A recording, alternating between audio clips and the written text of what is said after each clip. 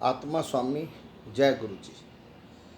देखो साडे कर्म रूपी जिसम रूपी उत्ते पहला स्थान साडी माँ का है, परोपकार है साडे उत्ते। फिर पिता का परोपकार है, फिर मास्टर विद्या का परोपकार है, फिर काम कारोबार का परोपकार है, फिर कोई संता महात्मा महापुरुषों का जिसम रूपी उत्ते परोपकार हुंदा है जिहड़ा परमात्मा नाल मिला दिंदे ने। ये पंजा गल्लां तो सब तो वड्डी गल हुंदी है जिहड़ा काम कारोबार है। काम कारोबार का इन्ना वड्डा रिश्ता है। माँ का फर्ज, पिता का फर्ज, विद्या ज्ञान का फर्ज, संत महापुरुषों नाल मिलन का फर्ज, ये चारों काम का ओहदा काम कारोबार है। ये सारिया चीज़ां अच्छियां तद लगदियां ने जे काम कारोबार है। किसी ने सानू अपनी लड़की भी देनी होवे, साडा बच्चा जवान होवे, असीं अपने पुत्र का विआह करना होवे ते साडे पुत्र का काम कारोबार देखा जाता है भी किहड़ी जगह नौकरी करता है, साडी धी नूं चंगी तरह खवा सकता है सारी उम्र। इस तरह ही जदों ये आत्मा परमात्मा नाल जुड़ेगी, अंतर ध्यान लगाएगी, तो परमात्मा भी चाहता है कि ये आत्मा जिहड़ी जिसम रूपी बंधन विच कर्म रूपी धरती ते मैं भेजी सी, ये ध्यान करके मेरे नाल ये आत्मा जुड़ सकती है। देखो जे कोई बच्चा देश प्रदेश चला जाए, उत्थे चिमक धमक विच फस जाए, उनका विआह भी होए, उत्थे बच्चे भी हो जान, जमीनां जायदादां हो जान, सब कुछ होने तो बावजूद दुख सुख दे विच अपनी माँ नूं फोन ना करे, पिता नूं फोन ना करे, माँ बाप ते की बीतती है। इस तरह ही ये जिसम रूपी जिहड़ा बंधन है कर्म भूमि धरती ते सानू मिलिया है। जे साडे बहुत अच्छे कर्म होंदे असीं स्वर्गा विच होंदे, साडे बहुत भैरे कर्म होंदे असीं नरका विच होंदे। पुण्य पाप इकट्ठे होए इंसानी जन्म जिसम रूपी दा माँ दे जरिए सानू मिलिया, और माँ दे जरिए जिहड़ा जिसम रूपी दा चोला मिलिया है, और माँ चाहती अंतिम समय तक असीं अपनी माँ का साथ दईए। देखो किसी के घर 3 बेटे सी, 1 बिटियां सी ते माँ सी। पिता उन्हां दा छोटी उम्र विच चला गया सी, और जिहड़ा सब तो छोटा पुत्र सी उनका दिमाग घट सी, सियाना बड़ा सी, जमीनां जायदादां बहुत सी, नाल ही शहर लगदा सी, एक पिंड भी लगदा सी, शहर दे विच रहिंदे सी, नाल ही पिंड सी।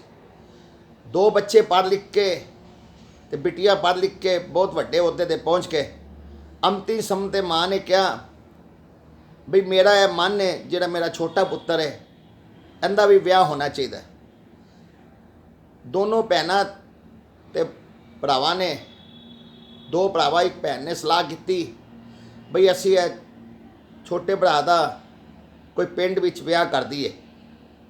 तो कदी कदी ना स्टेशन ते घरों चोरी पानी की बोतल वेचण चला जांदा सी, नाल ही स्टेशन लगदा सी। एक बंदे नूं पानी की बोतल दे रहा सी, कोई बैठा होया सी, वो पिंड दा बंदा सी। वो पानी की बोतल उन्होंने कहंदा 20 रुपए की, वो कहंदा 15 की लाँगा। वो मुस्करा के चला गया। जिहड़ा बंदा वेख रहा सी उन्हें कहा बच्चा कितना अच्छा है, इन्हें कुछ नहीं बोलिया। वो जदों दोबारा आया कहंदा भी तू इन्हें तेनों 15 कहे ने, तू मुस्करा के चला गया। कहंदा जिन्हें पीना होंदा ना पानी, वो 20 की परवाह नहीं करता, जिन्हों प्यास लगी होवे वो 20 रुपए की परवाह नहीं करता, वो पानी लैके फटाफट पी लैंदा। उन्होंने 15-20 दिन कोई मतलब नहीं। इस तरह बंदे दे मन ही शौक होना चाहिए।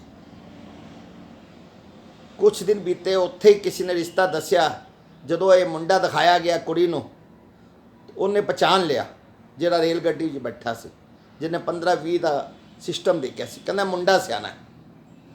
उन्होंने लड़की के बाप नूं 4-5 जने ने कहा भी इनका दिमाग कट। कहंदा कोई गल नहीं। कुछ अरसे बाद जायदाद का माता जी ने कहा चलो लैन देन खत्म कर दईए। 3 भरावां दा बराबर का सारा हिस्सा हो गया। छोटी जी भैन हैगी सी, उनका हिस्सा नहीं किया। जदों जिहड़ा भरा छोटा जिहा चला सी, जिंदी भैन भी सैड घट लैंदी सी, 2 भरावां दी सैड ज़्यादा लैंदी सी, जिहड़ा चला सी उनदी नहीं लैंदा सी। ਉਹ ਕਹਿੰਦਾ ਮੇਰਾ ਹਿੱਸਾ ਸੁਟਕੀ ਨੂੰ ਦੇ ਦਿਓ। ਉਹਨੂੰ ਘਰ ਹੀ ਸੁਟਕੀ ਕਹਿੰਦੇ ਸੀ, ਸੁਟਕੀ ਨੂੰ ਦੇ ਦਿਓ। ਉਹ ਹੈਰਾਨ ਹੋ ਗਈ ਕਿ ਇਹ ਭਰਾ ਨੂੰ ਮੈਂ ਝੱਲਾ ਸਮਝਦੀ ਸੀ, ਇਹ ਮੈਨੂੰ ਆਪਣਾ ਹਿੱਸਾ ਦੇਣ ਨੂੰ ਦੇਣ ਲੱਗ ਪਿਆ। ਉਹਨੇ ਆਪਣੇ ਭਰਾ ਨੂੰ, ਛੋਟੇ ਨੂੰ ਪੁੱਛਿਆ, ਭੈਣ ਬੜੀ ਸਮਝਦਾਰ ਸੀ ਸੁਟਕੀ, ਕਹਿੰਦਾ ਮੈਨੂੰ ਸਿਰਫ ਮੇਰੀ ਮਾਂ ਚਾਹੀਦੀ। ਜਦੋਂ ਤੁਸੀਂ ਸਾਰੇ ਮਾਂ ਨਾਲ ਮਿਲਣ ਆਓਗੇ, ਮੇਰੇ ਨਾਲ ਵੀ ਮਿਲ ਲੋਗੇ, ਮੇਰਾ ਹਿੱਸਾ ਆ ਗਿਆ। ਸਾਰੇ ਭੈਣ ਭਰਾਵਾਂ ਨੇ ਜੱਫੀ ਪਾ ਲਈ, ਹਿੱਸਾ ਵੰਡਣਾ ਕੈਂਸਲ ਹੋ ਗਿਆ। ਸਾਰੇ ਇਕੱਠੇ ਮਿਲ ਜੁਲ ਕੇ ਫਿਰ ਰਹਿਣਾ ਸ਼ੁਰੂ ਕਰ ਦਿੱਤਾ। ਕਹਿੰਦੇ ਨੇ ਹਿੱਸਾ ਨਹੀਂ ਵੰਡਣਾ। ਇਸ ਤਰ੍ਹਾਂ ਹੀ ਇੱਕ ਕਰਮ ਰੂਪੀ ਜਿਸਮ ਰੂਪੀ ਉੱਤੇ ਜਿਨਨੇ ਮਾਂ ਦਾ ਮਨ ਜਿੱਤ ਲਿਆ, ਜਿਨ੍ਹਾਂ ਨੇ ਆਪਸ ਇਕੱਠੇ ਮਿਲ ਜੁਲ ਕੇ ਖੁਸ਼ੀ ਨਾਲ ਰਿਹਾ, ਕੋਈ ਹਿੱਸਾ ਜਾਇਦਾਦ ਦਾ ਨਹੀਂ ਵੰਡਣਾ, ਇਹੀ ਸਵਰਗ ਹੈ। ਉਹਦੀ ਆਤਮਾ ਧਿਆਨ ਦੀ ਰਿਧੀ ਨਾਲ ਮੋਹ ਮਾਇਆ ਦਾ ਬੰਧਨ ਛੱਡ ਕੇ ਉਹੀ ਜਿਸਮ ਰੂਪੀ ਧਿਆਨ ਕਰਕੇ ਆਤਮਾ ਨੂੰ ਪਰਮਾਤਮਾ ਨਾਲ ਮਿਲਾ ਦਿੰਦਾ ਹੈ। ਫਿਰ ਇਸ ਆਤਮਾ ਇੱਕ ਕਰਮ ਰੂਪੀ ਪਰਮਾਤਮਾ ਦੀ ਪਤਨੀ ਹੈ। ਕਿਸੇ ਨੇ ਕਿਹਾ ਸਭ ਨੇ ਸਹੁਰੇ ਘਰ ਜਾਣਾ ਹੈ, ਇੱਥੇ ਜਿਸਮਾਂ ਰੂਪੀ ਦਾ ਵਿਆਹ ਹੋਵੇ ਜਾਂ ਨਾ ਹੋਵੇ, ਆਤਮਾ ਰੂਪੀ ਦਾ ਪਰਮਾਤਮਾ ਸ਼ਬਦ ਰੂਪੀ ਨਾਲ ਵਿਆਹ ਜ਼ਰੂਰ ਹੁੰਦਾ ਹੈ। ਔਰ ਫਿਰ ਇਸ ਦੇ ਘਰ ਸ਼ਬਦ ਪੁੱਤਰ ਪੈਦਾ ਹੁੰਦਾ ਹੈ। ਫਿਰ ਸ਼ਬਦ ਨਾਲ ਜਾ ਕੇ ਮਿਲਾ ਦਿੰਦਾ ਹੈ। ਫਿਰ ਜਿਸਮ ਰੂਪੀ ਦਾ ਬੰਧਨ ਖਤਮ ਹੋ ਜਾਂਦਾ ਹੈ। ਜਦੋਂ ਇਸ ਆਤਮਾ ਦਾ ਪਰਮਾਤਮਾ ਕੁਲ ਮਾਲਕ ਨਾਲ ਵਿਆਹ ਹੋ ਜਾਂਦਾ ਹੈ ਔਰ ਪਰਮਾਤਮਾ ਦਾ ਕਰਮ ਰੂਪੀ ਸ਼ਬਦ ਰੂਪੀ ਬੱਚਾ ਪੈਦਾ ਹੋ ਜਾਂਦਾ ਹੈ, ਫਿਰ ਬੱਚਾ ਸ਼ਬਦ ਨਾਲ ਜੋੜ ਦਿੰਦਾ ਹੈ। ਫਿਰ ਇਸ ਦੁਨੀਆ ਵਿੱਚ ਰਹਿਣ ਲੱਗਿਆ ਜਿਸਮ ਰੂਪੀ ਦੇ ਬੰਧਨ ਵਿੱਚ ਸਾਨੂੰ ਲੈਣ ਦੇਣ ਔਰ ਕੁਦਰਤ ਦਾ ਜਿਹੜਾ ਮਰਜ਼ੀ ਭਾਣਾ ਆ ਜਾਏ, ਜਿੰਨਾ ਮਰਜ਼ੀ ਕੰਮ ਕਾਰੋਬਾਰ ਵਿੱਚ ਦਿੱਕਤ ਆ ਜਾਏ, ਬੰਦਾ ਘਬਰਾਉਂਦਾ ਨਹੀਂ। ਉਹਨੂੰ ਪਤਾ ਹੈ ਇਹ ਜਿਸਮ ਰੂਪੀ ਦਾ ਰਿਸ਼ਤਾ ਹੈ, ਉਹ ਪਰਮਾਤਮਾ ਰੂਪੀ ਦਾ ਰਿਸ਼ਤਾ ਹੈ, ਇਹ ਕਰਮ ਰੂਪੀ ਦਾ ਰਿਸ਼ਤਾ ਹੈ। ਜਿਸ ਤਰ੍ਹਾਂ ਫੁੱਲਾਂ ਦੀਆਂ ਟਹਿਣੀਆਂ ਵਿੱਚ ਜਿੰਦੇ ਹੀ ਕੰਡੇ ਹੁੰਦੇ ਨੇ, ਉਹ ਫੁੱਲਾਂ ਦੀ ਮਹਿਕ ਬੜੀ ਹੁੰਦੀ ਹੈ, ਔਰ ਜਿੰਨਾ ਹੀ ਕੰਡੇ ਨਹੀਂ ਹੁੰਦੇ ਟਹਿਣੀਆਂ ਤੇ, ਉਹਦੀ ਮਹਿਕ ਨਹੀਂ ਹੁੰਦੀ। ਫੁੱਲ ਬੜੇ ਖੂਬਸੂਰਤ ਹੁੰਦੇ ਨੇ। ਇਸ ਤਰ੍ਹਾਂ ਹੀ ਜਿਸ ਘਰ ਵਿੱਚ ਛੋਟੀਆਂ ਮੋਟੀਆਂ ਗੱਲਾਂ ਹੁੰਦੀਆਂ ਨੇ, ਉਸ ਘਰ ਵਿੱਚ ਪਿਆਰ ਬਹੁਤ ਹੁੰਦਾ ਹੈ। ਜਿਸ ਘਰ ਵਿੱਚ ਬਰਤਨ ਵੱਜਦੇ ਨੇ, ਉਹਨਾਂ ਦਾ ਪਿਆਰ ਵੀ ਬਹੁਤ ਹੁੰਦਾ ਹੈ। ਔਰ ਸਾਨੂੰ ਇੰਨੇ ਵੀ ਬਰਤਨ ਨਹੀਂ ਵਜਾਣੇ ਕਿ ਸਾਨੂੰ ਕੋਰਟ ਕਚਹਿਰੀਆਂ ਤੱਕ ਚਲਾ ਜਾਣਾ ਪਏ, ਹਸਪਤਾਲਾਂ ਵੀ ਜਾਣਾ ਪੈ ਜਾਏ। ਇਹ ਕੋਈ ਉਮਰ 100 ਸਾਲ ਤੋਂ ਉੱਤੇ ਨਹੀਂ ਮਿਲੀ, 100 ਸਾਲ ਤੋਂ ਘੱਟ ਹੈ। ਪਹਿਲੇ ਉਮਰਾਂ ਜ਼ਿਆਦਾ ਹੁੰਦੀਆਂ ਸੀ, 100 ਸਾਲ ਤੋਂ ਉੱਤੇ ਵੀ ਚਲੀਆਂ ਜਾਂਦੀਆਂ ਸੀ। ਹੁਣ ਉਮਰ 60-70 ਸਾਲ ਤੋਂ ਉੱਤੇ ਨਹੀਂ ਹੈਗੀ। ਔਰ ਹੁਣ ਜਿਹੜਾ ਜਿਸਮ ਰੂਪੀ ਦਾ ਕਰਮ ਰੂਪੀ ਬੰਧਨ ਜਿਹੜਾ ਕੁਦਰਤ ਨੇ ਜਿਹੜਾ ਕੋਰੋਨਾ ਵਾਇਰਸ ਪਾ ਦਿੱਤਾ ਹੈ, ਕੋਈ ਪਤਾ ਨਹੀਂ 4 ਬੰਦੇ ਵੀ ਸਾਡੇ ਨਾਲ ਜਾਣ ਜਾਂ ਨਾ ਜਾਣ। ਇਸ ਵਾਸਤੇ ਆਤਮਾ ਨੂੰ ਪਰਮਾਤਮਾ ਨਾਲ ਮਿਲਾ ਕੇ ਕਰਮ ਰੂਪੀ ਬੰਧਨ ਵੀ ਗ੍ਰਸਤੀ ਵਿੱਚ ਵੀ ਰਹਿ ਕੇ ਖੁਸ਼ ਆਤਮਾ ਰੂਪੀ ਪਰਮਾਤਮਾ ਨੂੰ ਮਿਲਾ ਕੇ ਕਿ ਜਦੋਂ ਵੀ ਸਾਡਾ ਜਿਸਮ ਰੂਪੀ ਦਾ